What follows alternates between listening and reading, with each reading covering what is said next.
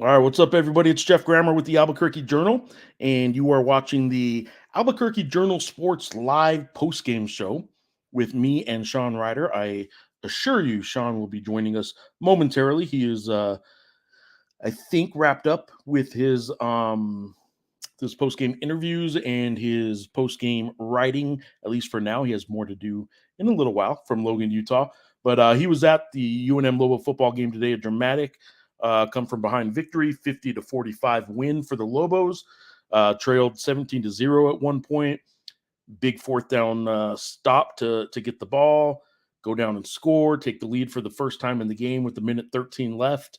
First lead of the game was 50-45. So the largest over-under of the year in college football was 78.5 this game, and they easily got that. The total points was 95 points scored in this game. Both teams had over 500 yards, and almost ironically enough, it was clinched by two defensive just gems of plays by the UNM Lobos, who, while giving up 500 yards of offense, did have a fourth down and one stop to take the ball over, and then they had an interception on the ensuing drive to basically clinch the win, which is win number 3 in a row for the Lobos.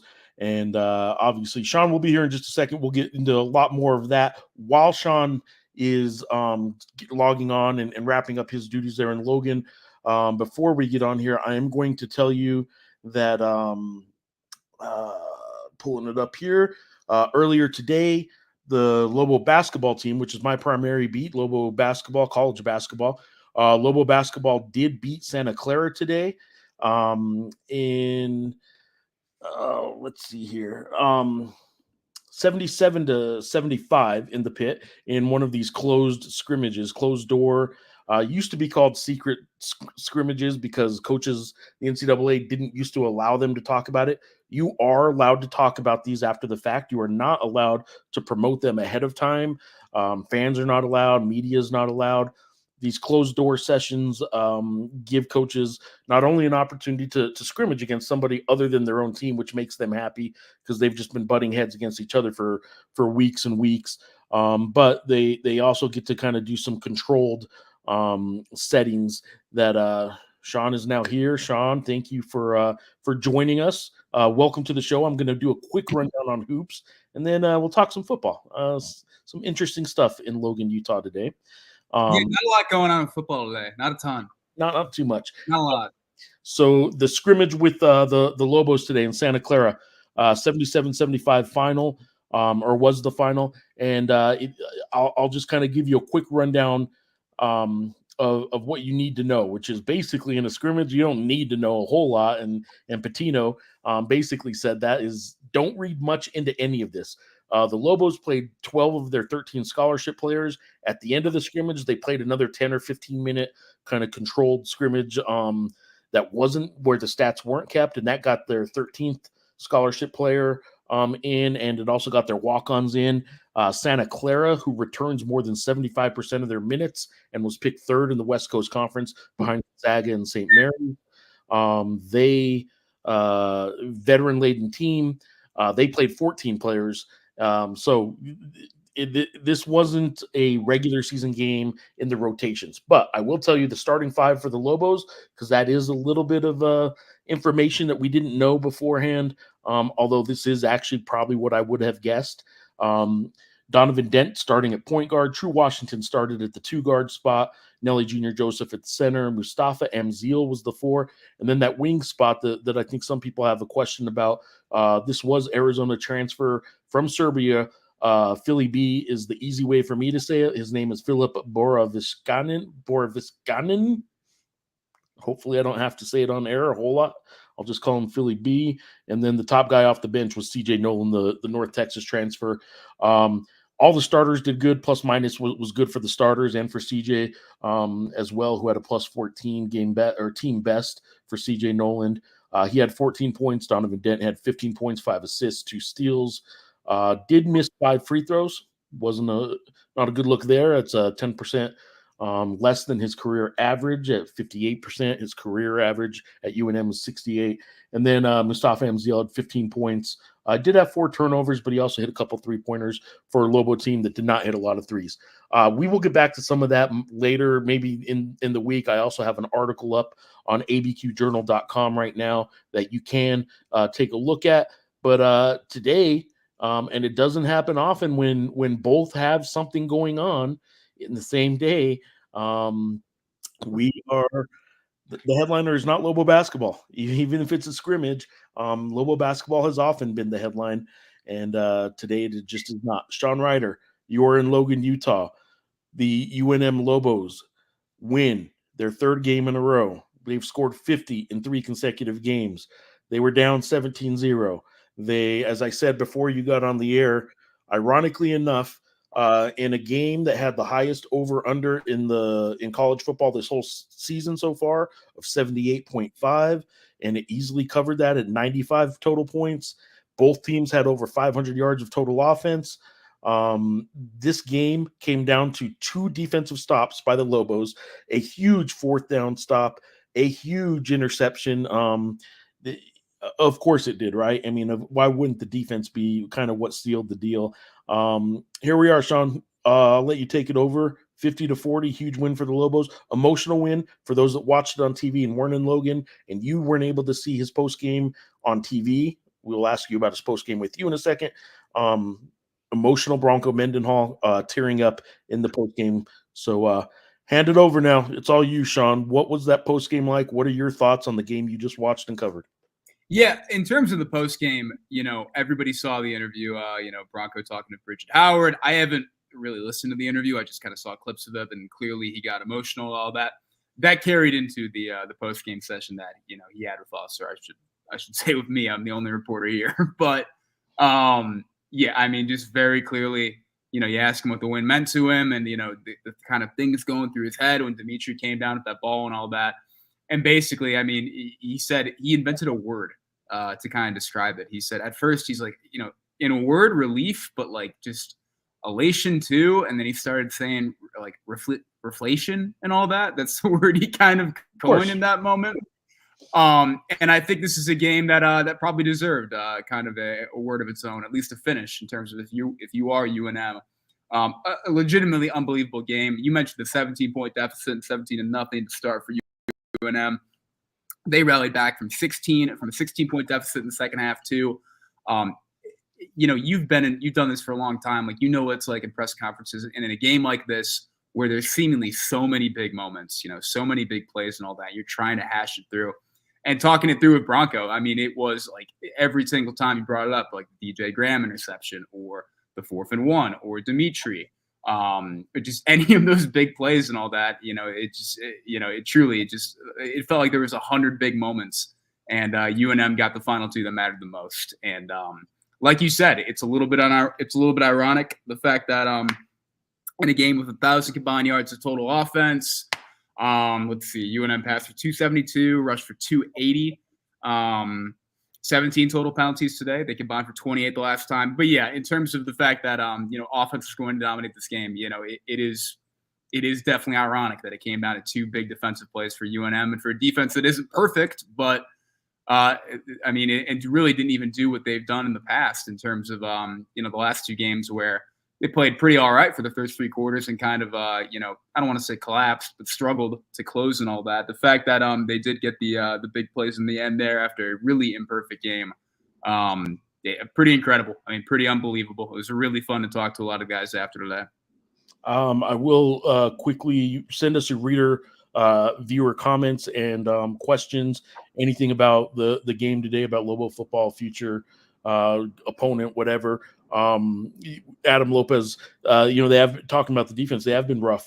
So excuse me. They have been rough so far, but when it mattered the most, the defense got the stop twice. Another one along those same lines. We got Richie Flores on YouTube saying we now know how Montana State felt like in week 1. That was a game that, frankly, even worse than this one for Utah State and for UNM in that case. UNM was up until 10 seconds to go in the game the entire time until 10 seconds. This Looks like the scoring summary on the stats I saw showed the final touchdown at 107, but I believe the clock in the game showed 113. So anyway, right around 107 or 113 left in the game, there was the first lead of the game for the Lobos. Jimmy H off and on here talking with us and in these shows on YouTube. Simply a classic Lobo game. And he's right. Classic game no matter what. And had it gone the other way, I think it still would have been a classic game. These two teams, the way they were going at it there in that fourth quarter, throughout the game, really.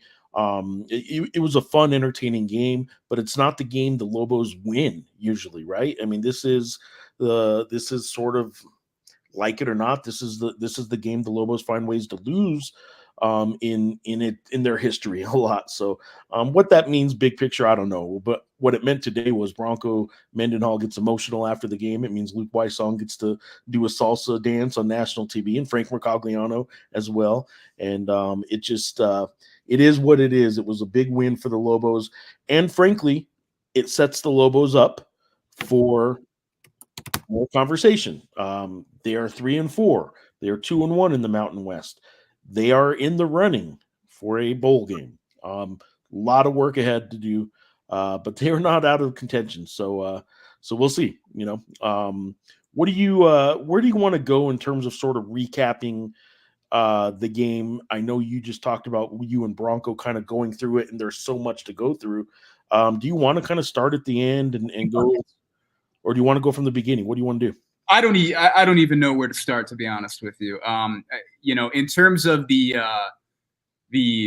start of the game in and of itself, where UNM fell behind 17-0, and it's kind of, I think that was what, you had the underthrown ball intended for Caleb Medford that Dampier threw. That was the first drive, and then I think the second drive, I believe that was a 3-and-out. It was 3rd and 2 or something like that. They went heavy, and Nikari just could not get off tackle. Utah State played that really well, and Utah State, obviously, they came out and took the 17-0 lead and all that. What I kind of heard from Bronco on that note was that it's not like they weren't expecting Utah State to come out and do the things that they did. He said he was surprised that the offense didn't keep pace to start. I think, I don't even know where to keep going in some ways, because you want to hop around and all that. I think one of the things that stands out to me about this offense is that they were not playing a fullback at all in the second half. Caleb Medford was out. Nikari Rogers was out. And I'm missing one other pretty decent name. But at the same time, too, they kind of it feels like turn two is a little bit too strong, because, Dampier put up good numbers in the past game, too. But, they ran the heck out of the football in the second half. I believe they outrushed Utah State. Let me figure this. 205-99 in the second half. Really good stuff from Eli Sanders, really good stuff from Javen Jacobs. Again, you don't have Rogers, and Rogers has been kind of key for them lately. So the fact that they kind of made that comeback running the football as much as they did. And there was definitely some pretty significant pass connections in terms of between Dampier and Wysong and all that as well, too. I don't know. Just a pretty impressive effort from the offense, and pretty impressive coaching, too. Mendenhall talked a little bit, too. He said he has total trust in offensive coordinator Jason Beck, and he said that, Beck was just kind of calling on the fly with the pieces that he had, and it ended up working really nice for UNM in the end. I'm going to go over some individual stats. They're on the screen right there. What can you say about Devin Dampier? He kind of keeps doing it. You can say he had his, if you want, you can say he had his worst game as a starter because he threw 3 interceptions. Or you could look at all the stats and realize that he threw for 272 yards, 2 touchdowns. Rushing, he had 105 yards on 15 attempts and 2 rushing touchdowns. And he did have 3 interceptions. And I wouldn't say they were, they weren't like balls tips that weren't his fault. They were interceptions that happen in the course of a game. I wouldn't say any were horrendous the thrown balls, but none of them were like the receiver's fault necessarily, or tipped balls like they have been in some other games every now and then. The first one was, pretty much underthrown and kind of a puzzling throw in some ways. I got to go back and look at it. But good coverage there. It wasn't quite a deflected ball and all that. the one at the end of the first half. I mean, he threw it to a tight end, and that was a true. I mean, that just whip it, to the end zone and all that. And then the other one, look, the third one was an incredible play by DJ Graham. Like, I don't want to undersell that at all. That was It wasn't a perfect throw by any stretch, but man, that doesn't get intercepted without a tremendous play by the defensive back. Yeah, that's pretty incredible. And that felt like a little bit of the backbreaker in the moment there. And then they get spotted one, and things kind of went from there. So I'll also throw out Luke Weissong, who we've talked up big. I've been a big fan of his all season, and Broncos certainly has talked him up quite a bit as well. 10 receptions, 156 yards. Didn't get in the end zone this game, but he extended a whole lot of drives for the Lobos. He was the guy that did the post-game interview, and he is a guy that I guess I don't know if his 10th reception was number 50 on the season. I don't know what he is at on the season. I believe it was, yeah. Was it? Okay, well, he's at 50 receptions this season, which is the first time a Lobo receiver has had 50 receptions in a season since 2007, and still a lot of football left to play.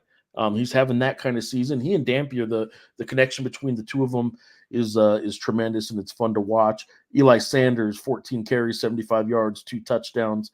Ryan Davis, I thought, had 2 spectacular catches. One catch for the touchdown, I think, got on him quick. The announcer said the same thing I was thinking.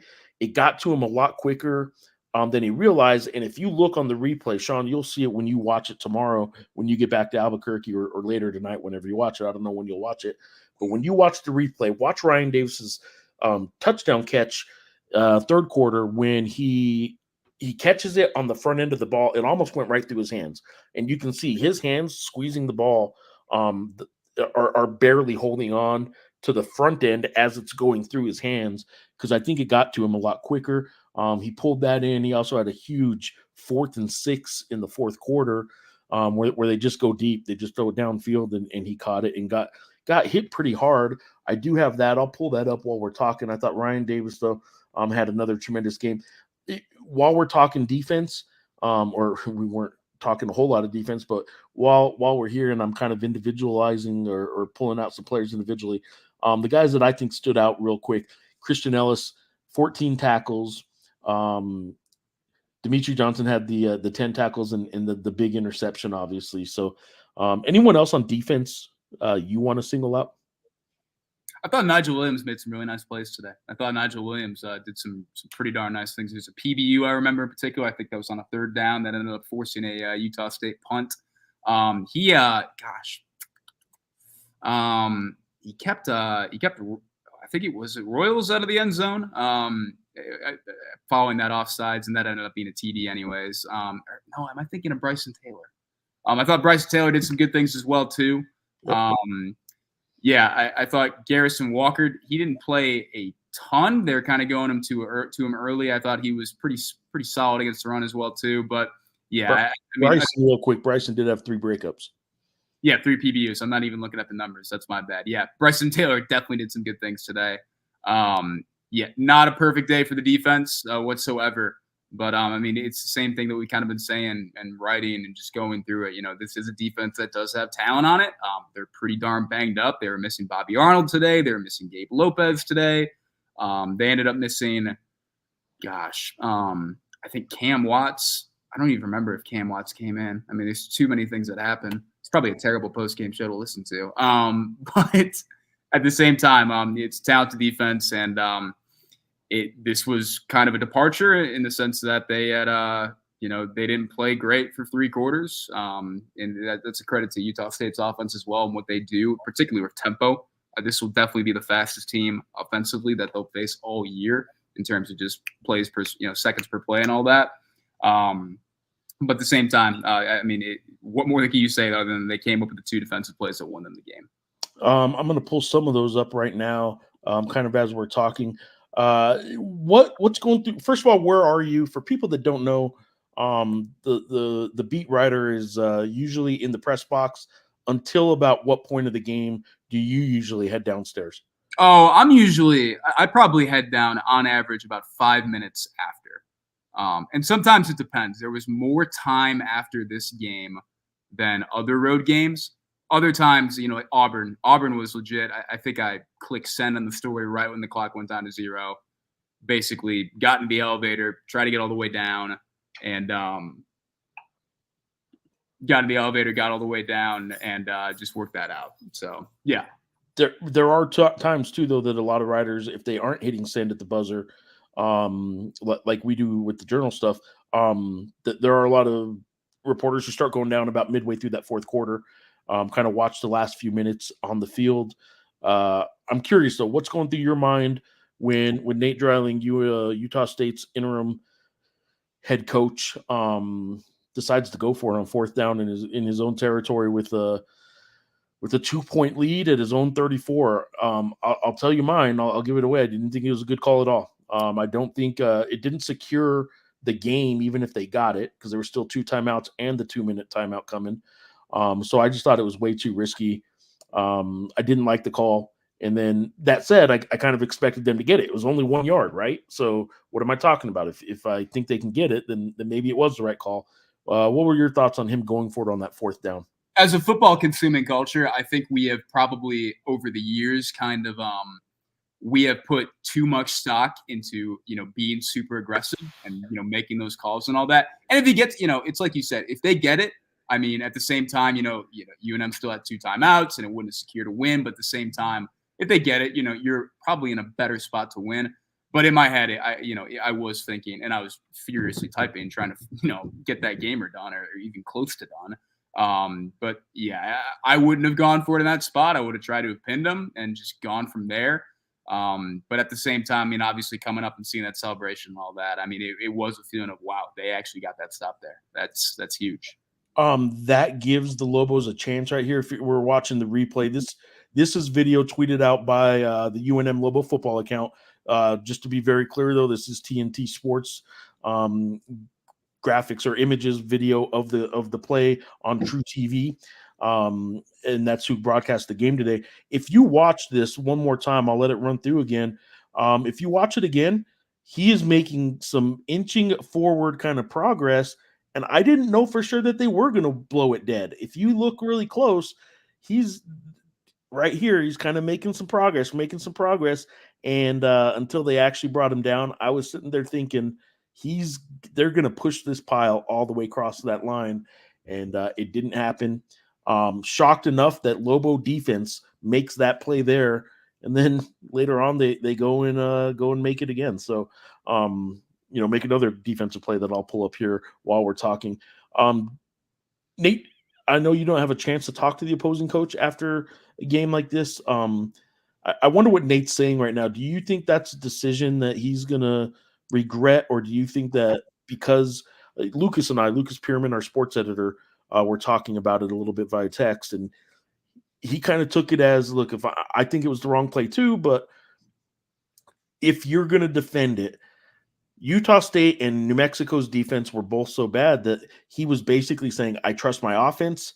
I'm going to go with my offense against their defense, as opposed to giving their offense against my defense the game. I just think field position overrode that in my mind. But do you think there's something to be said for the fact that his defense wasn't stopping anybody at that point? I can't speak for Dreiling in that sense yet, and I do think field position overrode it. I don't think Dreiling, and from what I know in terms of talking to him one-on-one and when he was at New Mexico State and just seeing how he's kind of conducted himself and, how he does it, I don't think he is going to regret it at the same time. It's 4th and 1. They put up 500 yards of offense. I think they could have gotten one more there. They just didn't. Greg Lujan says we want Texas. What is going on in that game? I don't even know. What game? Texas, Georgia. There's only one game that matters today. And let's see here. We got another one along those lines. New Mexico Sky Shots. Lobos could lose the next 21 games, and Bronco would still have a better record here than Coach Loxley. Huge win for Locks today. Huge win for Locks today. I did see that. That's a big one. What is going on in the college football world when the Lobos have just scored 50 in 3 straight games, and they're on a 3-game win streak, 2 of those being on the road, and a Loxley coach team gets as big a win as they did for Maryland, so good for them. I am. Let me pop a couple more reader comments on before we go to our next topic here. On YouTube, we got mental toughness. That's what today was. It's Nicholas Lux on YouTube saying that. Richie Flores, excuse me, on YouTube asking, I was only listening, but what was wrong with the UNM wide receiver screens? What's with the struggles there? Any comment on that? Where frankly, they didn't seem to go to a whole lot of them. Certainly in the second half. But what are your thoughts on the wide receiver screens? And any of the struggles in the first half, I don't have a comment for you. That's not a question I asked, to be honest with you. And I'm not totally sure. I would have to go back and watch a couple of those plays to think about it. To go back to the other comment about mental toughness too, I think that's why Bronco was as emotional as he was. He's a guy that clearly really enjoys rebuilds and kind of the first years of those rebuilds and all that too. And he's clearly really enjoying having a team that doesn't know any better to not quit and not throw in the towel. And when you have a quarterback like Dampier, that's going to give you a chance in a lot of different regards. Adam Lopez asking, and I don't know if Frank had this stat ready for you guys. I know you wouldn't have had the time to look it up yet. Adam Lopez asks, when was the last time the Lobos overcame a 17-point deficit to win? Was that something Frank already had ready to go? Frank didn't have it ready. I don't think it was that long ago, though, to be completely honest with you. I want to say, man, I don't remember the early sequences of Fresno State last year that well. I know they were down they might have been down just 14 to start. 17 I would have to look into a little bit further, but I don't think it was that long. But I don't know. Fresno State may be a candidate there, but I will look into that. I'm not sure, though. But it's when was the last time they overcame a 17-point deficit and then a 16-point deficit? I couldn't tell you that either. I don't know what I said earlier, but I was critical, again, of the defense. And I said usually at this time of year, people are starting to want to know more about the Lobo Hoops scrimmage from the day. But today it's all about Lobo football. And I think that's what this is replying to. Not anymore, Grammar. These boys are on a roll. Get them a new stadium. I do not see a new stadium on the horizon for Lobo football. They would take one, though, if anybody wants to give them one. On X, we got Thomas Jefferson, UVA. I imagine this is somebody who followed Bronco's career from UVA to now New Mexico. But after game one, a CBM, Coach Bronco Mendenhall said in the presser, execution. I don't know if that's a icon or an emoji that maybe didn't come through right, but execution, consistency when it really matters from beginning to end. It's my job to prepare our team in a manner that they can do that. They have to be prepared at a higher level in critical moments to put a game away. Excuse me. Yeah, he has talked. I don't want to say Bronco Mendenhall's talked a good or a big game all since he's been here, implying that he's been all talk.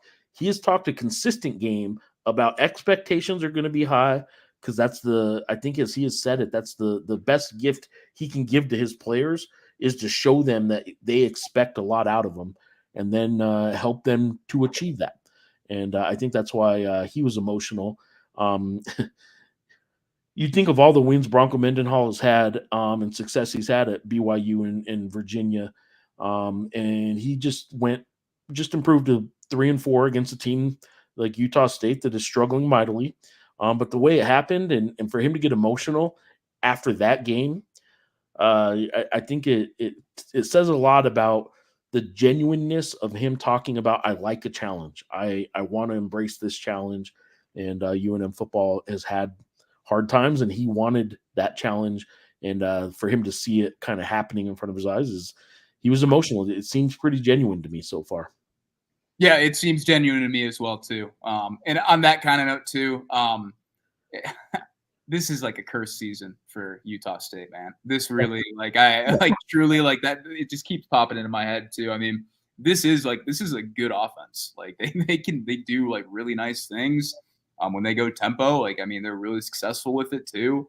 And it's really hard to defend. And and now they're 1-6. I mean, it's really something there. Jimmy H throws on Forever Lobos throws on YouTube chat. Seeing Bronco emotional after the game is one of the most beautiful things that I've seen in the last 25 years. Look, I haven't covered Lobo football. I'm not a Lobo football fan per se, but as a Lobo football fan, I can understand why what Bronco did in that post game would mean that to Lobo fans. And it is something I haven't seen out of Lobo football. They're still 3-4. They're sub 500. I'll be the guy that says the hold on, not so fast kind of stuff, and point out they beat a bad New Mexico State team. They beat a really bad Air Force team, and they beat a bad Utah State team. But guess what? They don't care because they have been that team for a lot of opponents for a long time, and they're playing really well. They just are, and we've said that all year. We got a question here. We might as well just go ahead and kind of cover some of this right now. Yeah. Which games are winnable the rest of the year? Can we get a sellout for the Wazoo game? I wouldn't count on any sellouts in University Stadium, but there's no reason at this point people who aren't going to the games because they are, if you want to say it's because they don't go to games that have nothing on the line, or they don't go to games because the product on the field is bad, that's not the excuse anymore. Maybe college football isn't for you. That's fine. And those people aren't watching this post-game show, I'm sure. But there's no more excuse for anybody who is interested in college football, wants to see an entertaining product. All that's happening right now. Yeah. In terms of, kind of the stretch ahead, I'll divert a little bit too. I did ask Bronco, he's always been really consistent with the messaging of we're going to get it flipped. We are going to turn this thing. It's not a matter of if, it's a matter of when.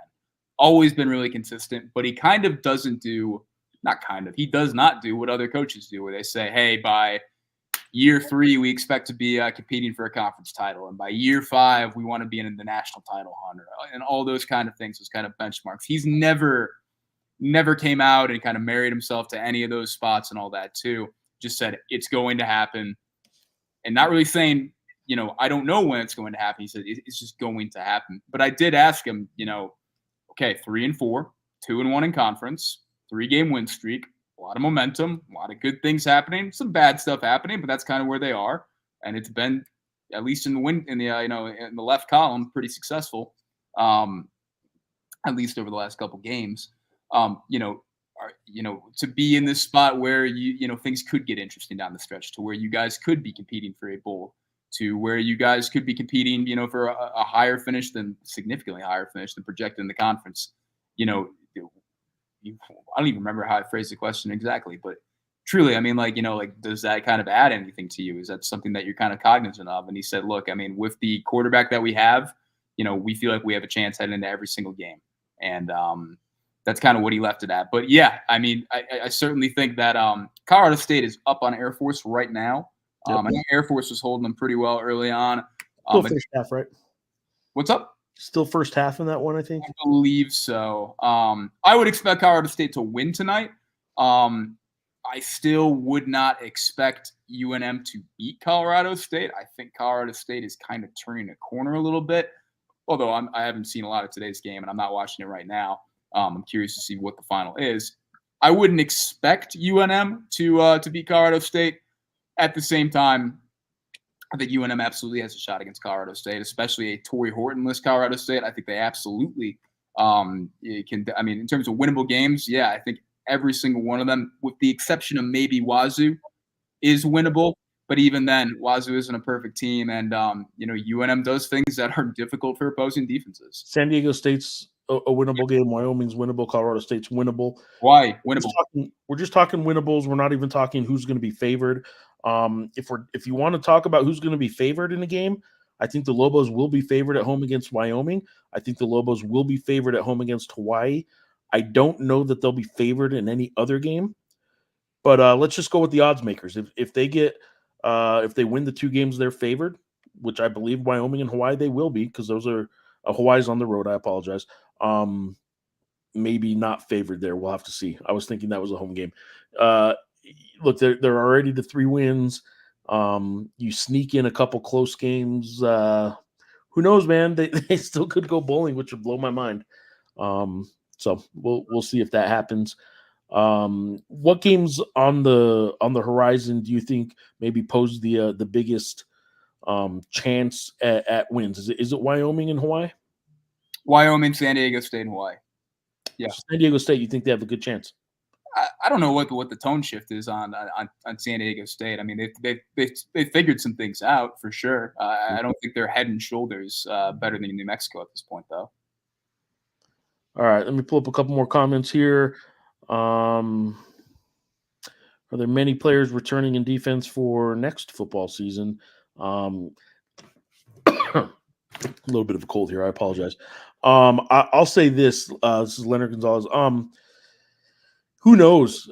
Even when you just look at classes and who's like eligibility expires, there's so much turnover in these rosters now that I don't even know what to tell you with that. Transfer portal world, NIL world. Oh, yeah, I don't have a roster in front of me. I believe Christian Ellis. Yeah, I'm not even thinking about transfer portal or, this guy might go somewhere else and all that. Just in terms of, hey, what eligibility do they have left? I believe Christian Ellis will be back. I think Noah Gates will have exhausted his eligibility. I'm pretty sure Bryson Taylor will be back. I think Gabe Lopez is a redshirt senior. Off the top of my head, I do believe he's a redshirt senior. But maybe he could pull a medical hardship. We'll see how the rest of the season pulls out. I don't know what that injury is either, so maybe I shouldn't be pitching a medical hardship. But I believe he's a redshirt senior. Noah Avenger, excuse me, he does have another year of eligibility after this one too.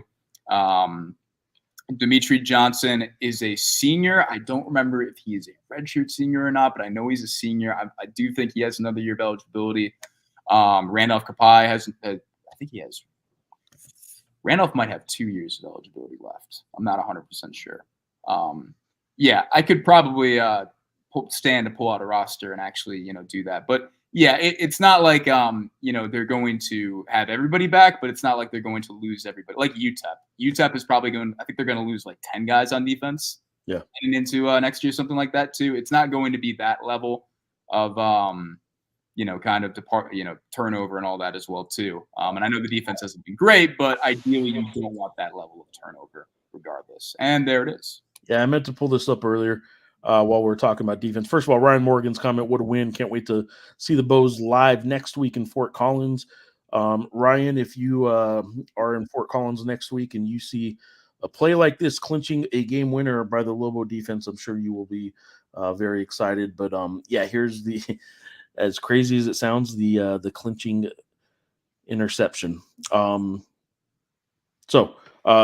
Lobo defense coming up with that big fourth down stop we showed earlier, and then this interception, big time stuff. I don't know, as you were talking about the roster stuff, that any of it even matters. As you wrote this week, there's still confusion about who is eligible and who isn't. We don't need to get into all that here per se, but it's a weird time where eligibility, not just because of the transfer portal, but because of a lot of challenges in courts and stuff. I just think eligibility is at a weird time and hard to explain and hard to really know when people are actually going to be leaving and when they aren't. Yeah. Another comment here, Mike. Mako says on X, I've only ever followed Lobo basketball, but this is the first season I've been inspired to watch, meaning Lobo football, obviously. And there are some of those, right? They're bringing on some new fans. Good for them. That's what you're supposed to do is put a product on the field that attracts new fans, right? A couple other things real quick I'm going to throw on here. Aztec to Tacoma says Broncos should be mentioned as a possible Coach of the Year candidate should UNM win 3 more games. I think you and I kind of talked about Coach of the Year a little bit at one point, where just Mountain West Coach of the Year, not nationally, but Mountain West wise, whoever wins the Mountain West championship, especially because in Danielson's case at Boise State, he's a first-year coach. In UNLV's case, if they knock off Boise State and Barry Odom does kind of a 2-year run like he's done, but either one of them is probably going to get Coach of the Year. I could see, though, if Bronco gets UNM bowl eligible, I could see a scenario where they figure out a way to have a Coach of the Year in the Mountain West. Yeah, I think if UNM ran the table and won the Mountain West and all that or whatever, the most improbable, ridiculous, insane run, I think maybe that's when he would get a national Coach of the Year look.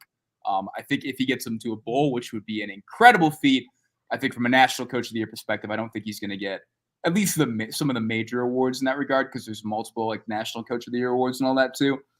Unless that kind of happens, that crazy, ridiculous, nuts run through the Mountain West, I think that's what it would take to get the kind of national recognition. But we'll see.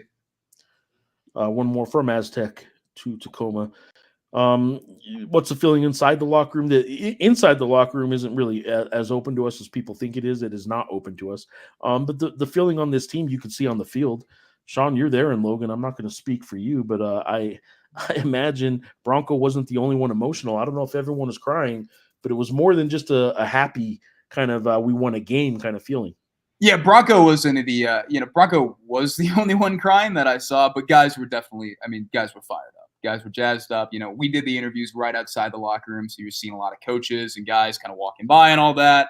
And were people like freaking out and throwing things and all that outside the locker room? No, but guys were definitely really happy, hollering at each other, the whole 9 yards.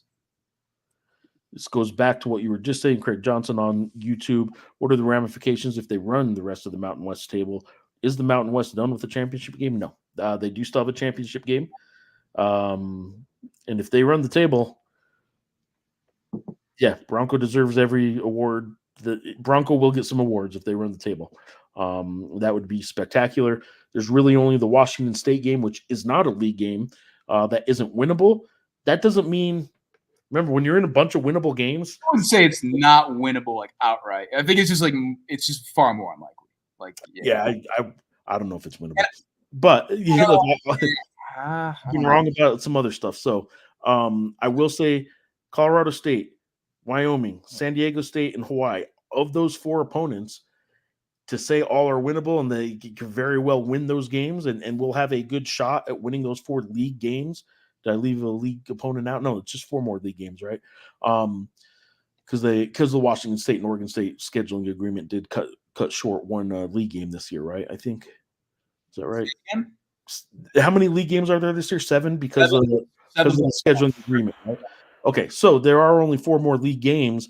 The Lobos could win any one of those 4 games. To think that they will win 4 winnable games, statistically and analytically and probabilities and all that kind of stuff, it doesn't make sense. But who knows? Maybe they could. Maybe they could do that. So I guess we'll see. Again, this is something that we talk about every show. We don't know a whole lot about this.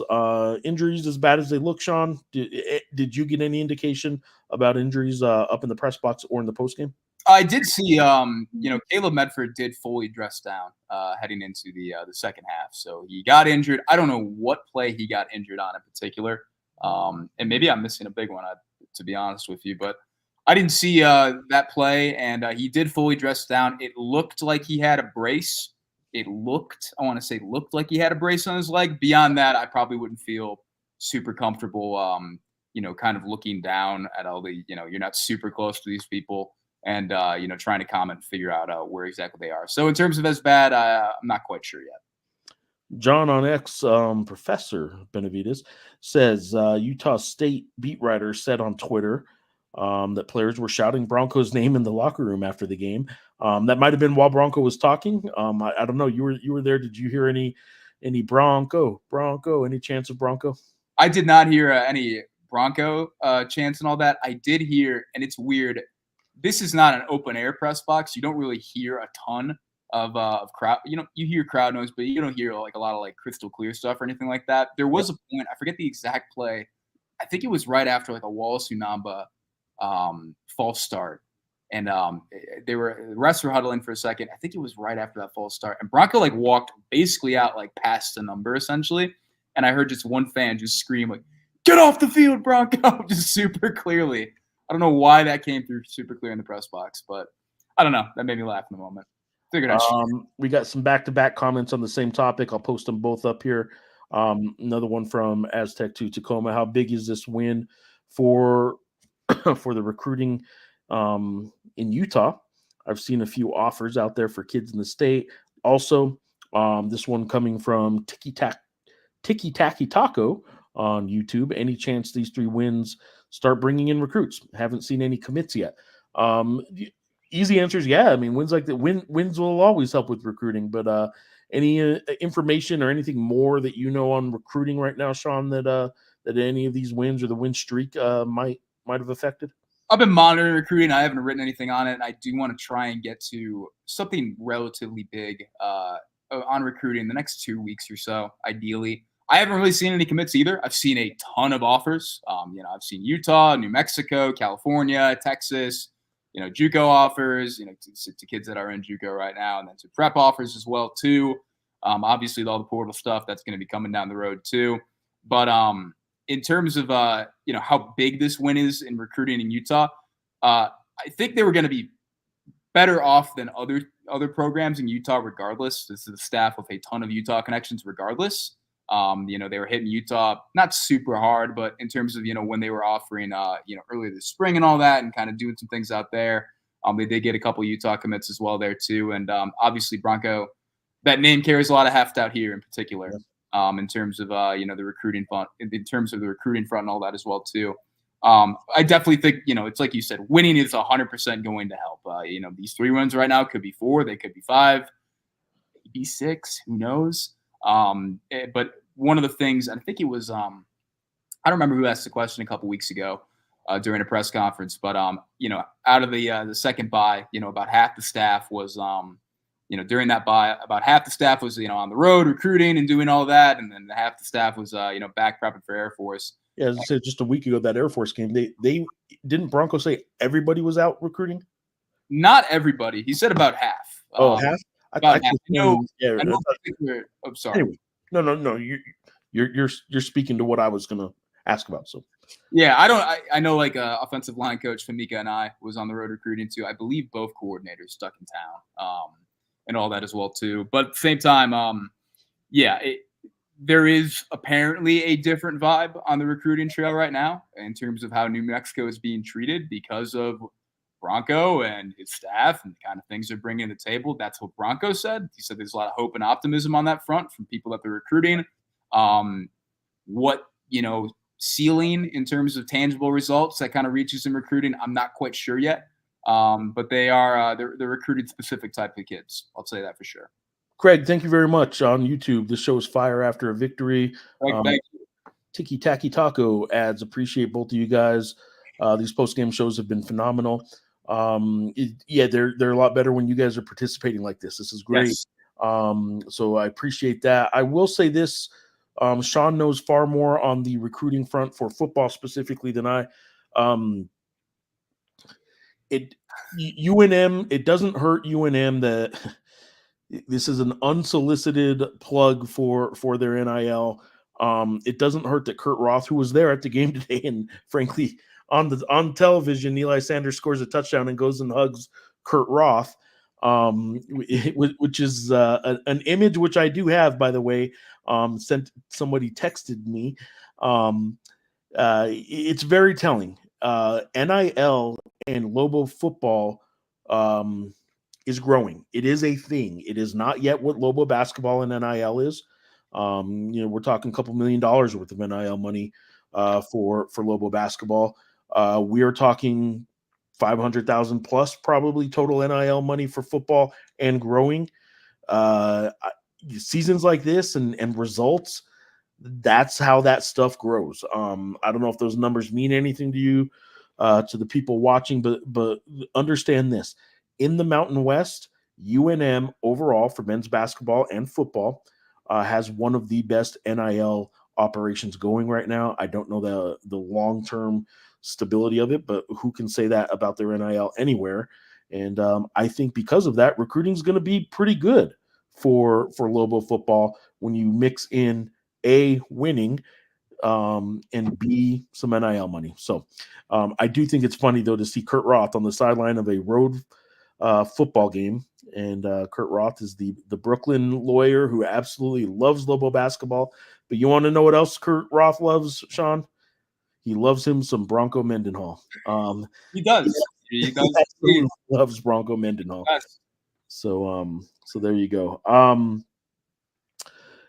NIL, obviously, a big part of all this. What else? I'm going to pull up the video here, Sean, of post game a week ago Frank Mercogliano. Let's see here. Frank Mercogliano 1 week ago had Devin Dampier talk to the TNT Sports crew. Notably featuring Victor Cruz, former New York Giants wide receiver. Yep, and I am looking for the clip here. So Victor Cruz touchdown celebrations used to always be a salsa dance, right? The TNT crew, which includes True TV, which is where this game was, they always ask the post game player of the game that they pick, that they interview, if they want to do a victory post game salsa dance. Last week they did so with Devin Dampier, and then Frank kind of steps in before the studio crew wanted him to, and Devin Dampier's fine salsa did just fine, by the way. Frank maybe cut him off before the crew wanted him to. So Adam Lefko, who's hosting the show, said, "I don't know who that guy is, but giving him a hard time." Frank catches wind of that, puts it in his game notes this week, and basically challenges on X, challenges Adam Lefko, "Hey, if we win, I challenge you to a salsa dance off." And sure enough, today, Luke Weissong, 10 catches, 156 yards, gets named the True TV TNT Sports post-game player of the game. And this is him doing the salsa, followed by one Frank Mercogliano, who is the sports information director at UNM. For anybody who doesn't know who the heck we're talking about. This is your first time. I'm so excited to ask. Would you like to salsa dance as player of the game? Come on now, fellow receiver. We need to see it, baby. Hey. Thank you so much. I appreciate you. Is Frank Mercogliano there? Is that Frank? Yeah. Give the headsets to Frank. Pass him the headset. That's got a tight salsa. That's really tight. Yeah. There you go, Frank. Come on, baby. I knew you were in Frank. Yeah, let's see it, Frank. Let's see it, Frank. Dance on. Yeah, Frank, we see that, Frank. Thank you, Frank. Man, that was great. Frank was taking shots on me on X all week, putting me in the press guide about how I called him out. I'm proud of him. But Luke Weissong, 10 for 156. New Mexico scores 50 or more. There you go. I really don't. I don't know what to add. I'll tell you what. Devin had the best salsa. I think Devin had the best. Frank Mercogliano is going to tell that story at weekly press conferences for years to come, not just weeks to come. It will be for years to come. And rightfully so. He got to do his little dance. Not too often the SID gets called out on post-game shows. So, and good job, Frank. The dance was nothing that you should hang your head about, for sure.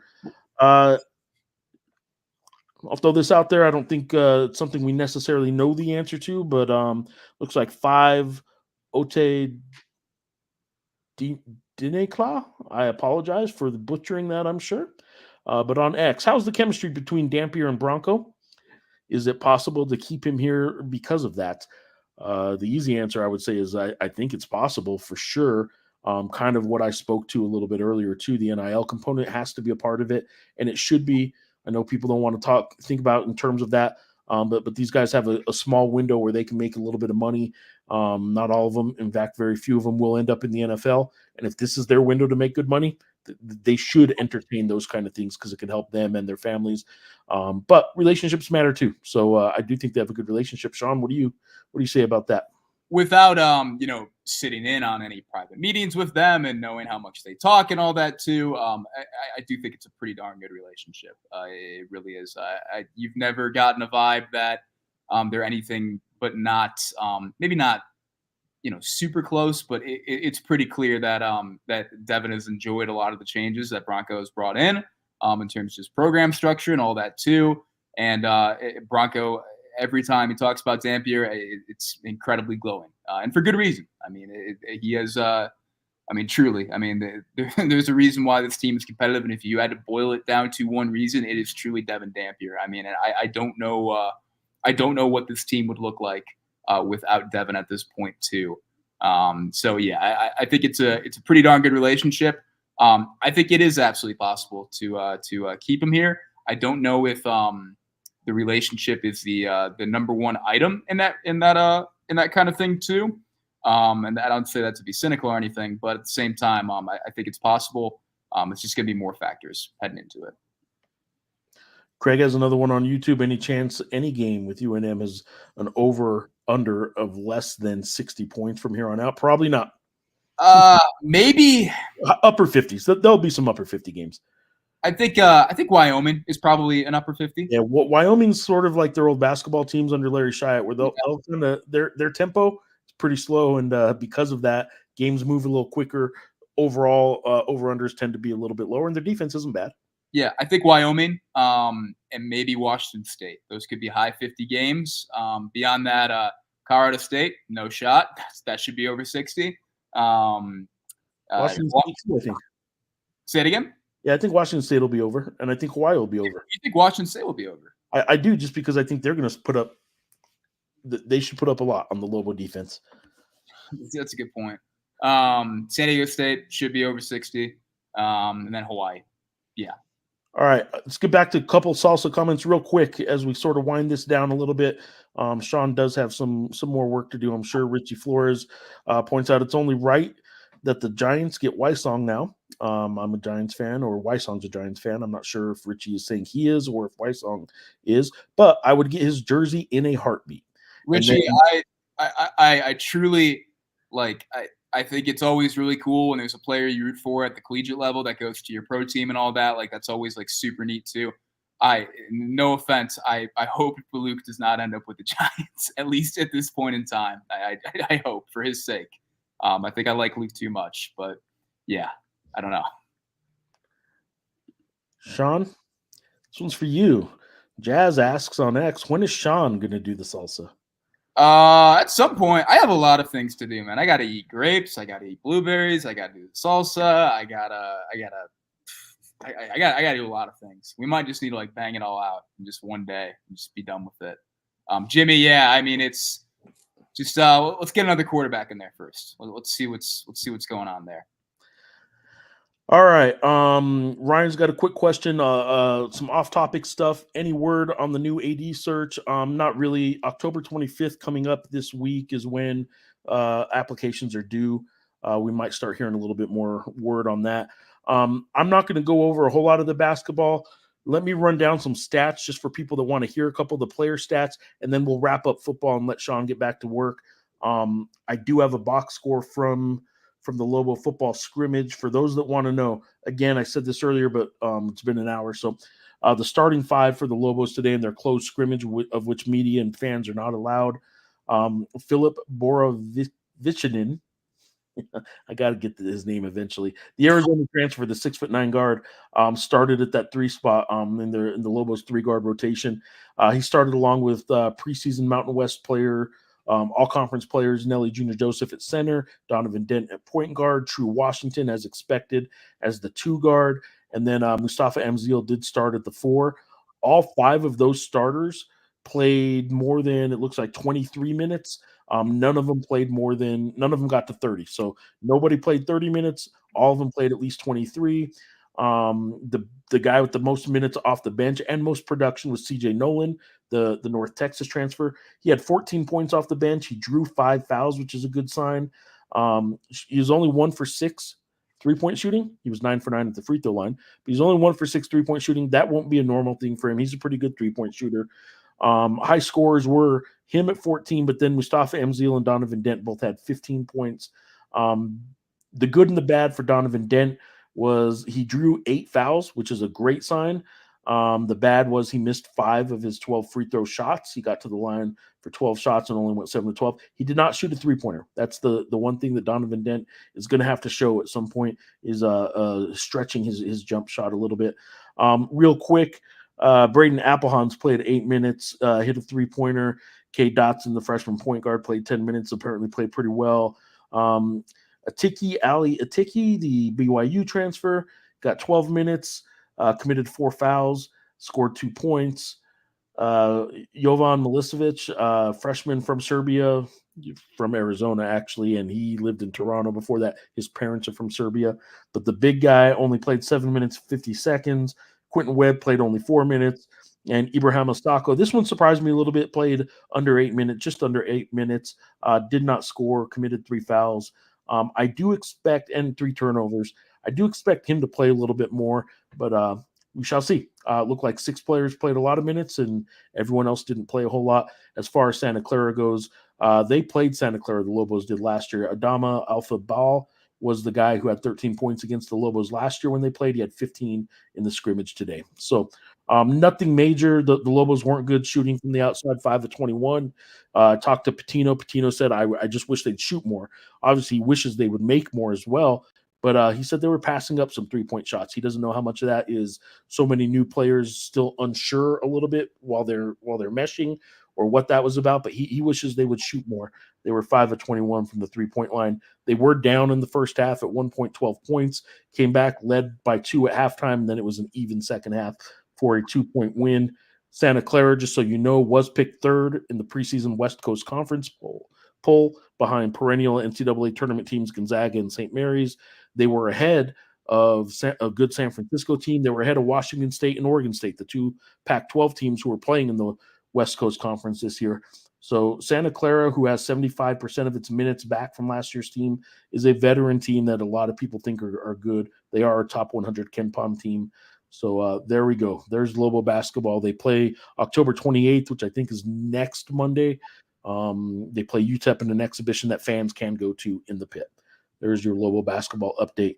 Sean, there is one question I would like to get to. I don't think we've talked about in the lives.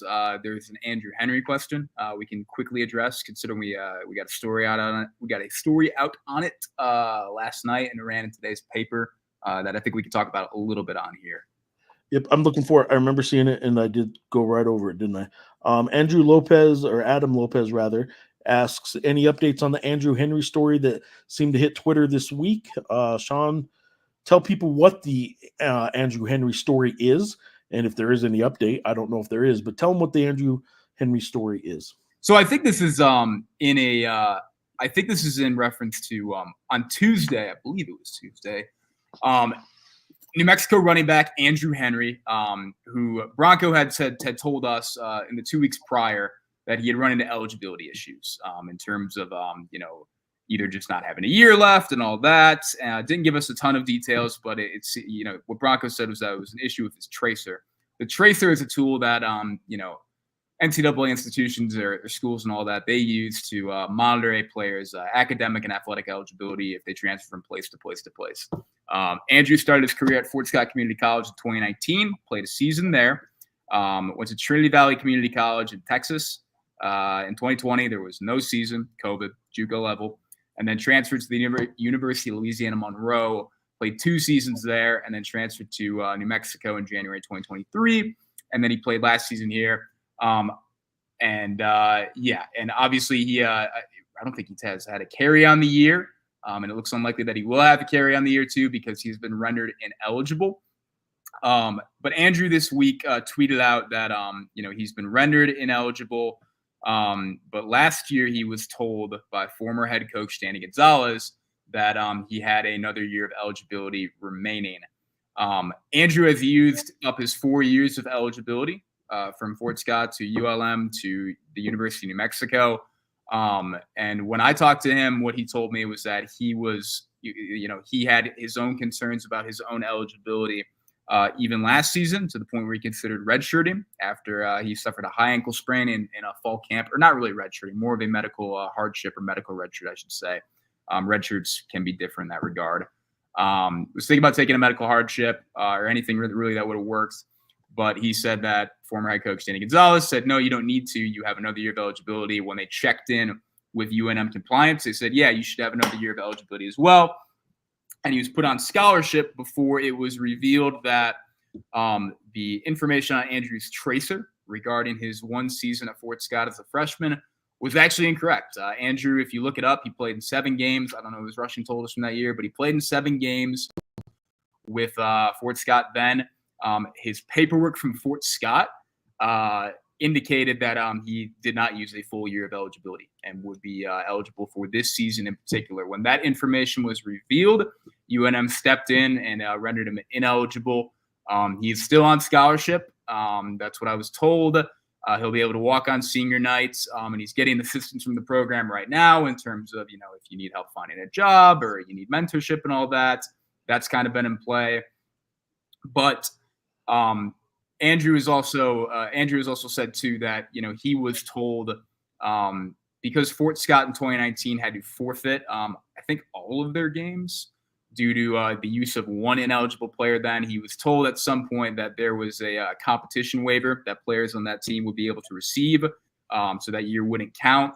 UNM said that they looked into that and that there was there's no evidence of a competition waiver anywhere, that no players got that. And effectively, Andrew's college career is over. This story is online.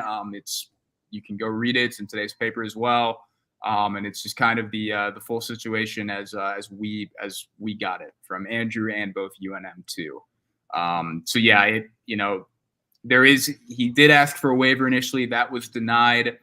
There is an appeal in the works right now. I don't know how long the appeals process is going to take. It does usually take pretty long with the NCAA too. But I guess to kind of boil it down, it does seem like an issue that's really due to a miscommunication between institutions, and unfortunately for Andrew, his college career is over in that light. Obviously, that sucks. It really sucks when it comes down to an error somewhere along the way. So Sean will update as needed, update that story, and you can check that out. And I think we just saw the same. Yeah, this is the same question. If hey Sean, if UNM makes a bowl game, can Geoff pick a new food for you to eat?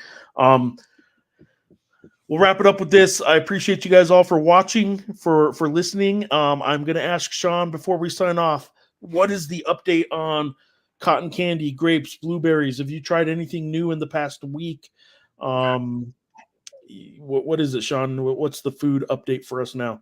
Absolutely nothing new. Pretty standard week. A lot of pizza this week. I was big on pizza. I got really good pizza at Logan last night. Excellent, super good. Highly recommend if you're ever in Logan, the Factory Pizzeria. Really good. And I don't think that's going to change tonight either. But we'll see. Road weeks and all that, you're kind of, on a little bit more of a time crunch and all that. You're not cooking as much, you're eating out a little bit more too. So let's get to the kind of that Wyoming week and see where we're at. It's kind of tough to, I don't eat the same thing every day. You eat the same thing every day. What it sounds like is that you eat one thing for 4 or 5 days in a row, and then maybe you go on to another thing. No, that was really just with Greek yogurt. Okay. Really just with Greek yogurt. Breakfast is usually. I usually eat the same thing every day for breakfast in terms of eggs. Eggs and sausage, bacon and eggs. Every now and then cereal, but depends on kind of what's going on in my life at that point, how busy we are. But yeah, I mix it up pretty good with dinner. Lunch too. I don't know. Definitely finicky, but. Real quick, off topic, Mike. Will Nicholls State game be airing anywhere? That's the basketball question. Next week's UTEP exhibition. The quick answer for that is nothing linear, meaning any actual network, but it can be streamed online on the Mountain West network, I believe. So I'll bet you both of them get streamed online, and you can watch them that way. But I don't think either one of those two is going to be on an actual ESPN, CBS Sports Network kind of channel.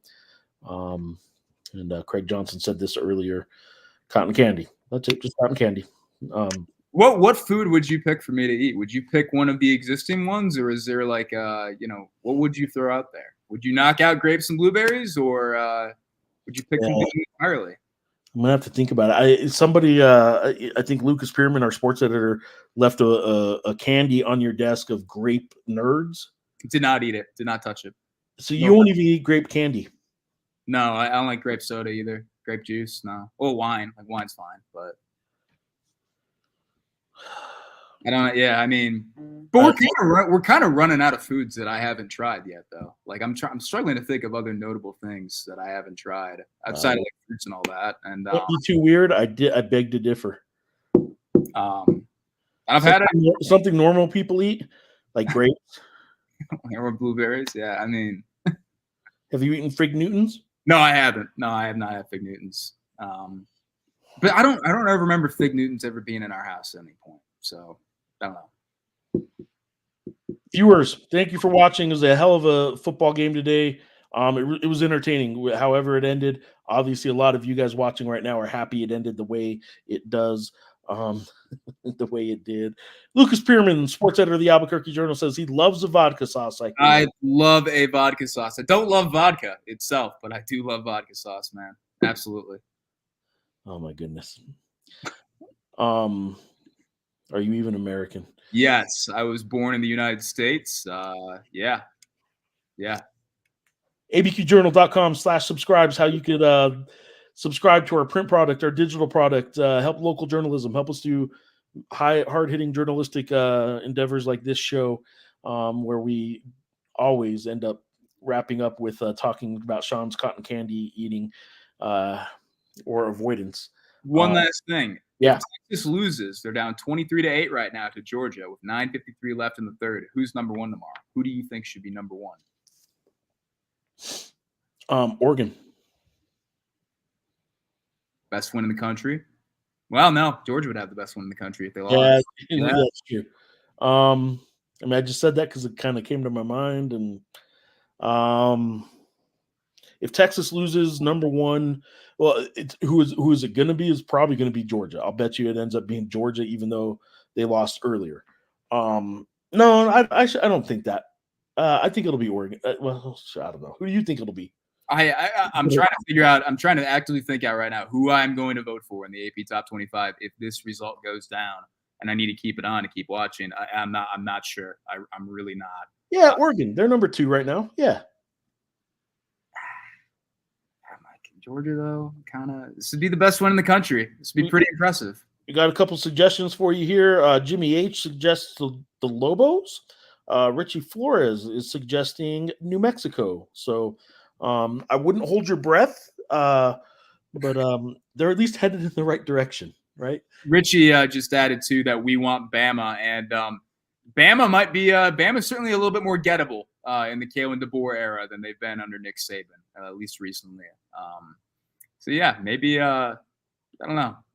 The Iron Bowl is going to be terrible this year. Good Lord. All right. You'll watch it. Real quick update. 23-8 is that score in that Georgia-Texas game. Yes. Real quick update on some Mountain West scores, and we will sign off here in just a couple seconds. Colorado State is up 21-0 with 8:30 left in the third quarter over Air Force. UNLV plays Oregon State later tonight. Obviously, that won't be a Mountain West game for the standings, but I think could be a good game. I think UNLV should win it. They are favored by almost big game, yeah. Yeah, they're favored by almost a touchdown on the road, but should still be a tough game. But I do think UNLV wins. Washington State handled Hawaii earlier today, 42-10, and then last night San Jose State 24-14. No, earlier today, 24-14 over Wyoming. Last night Fresno State beat Nevada 24-21 in a game that I only watched the second half, and Fresno State looked so much better.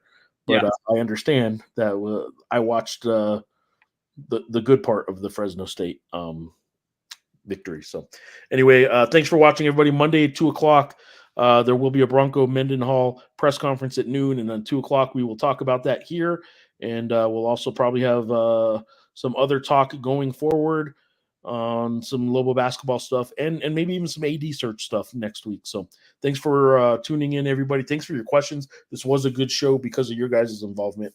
Sean, travel safely. You come back tomorrow morning? Tomorrow night.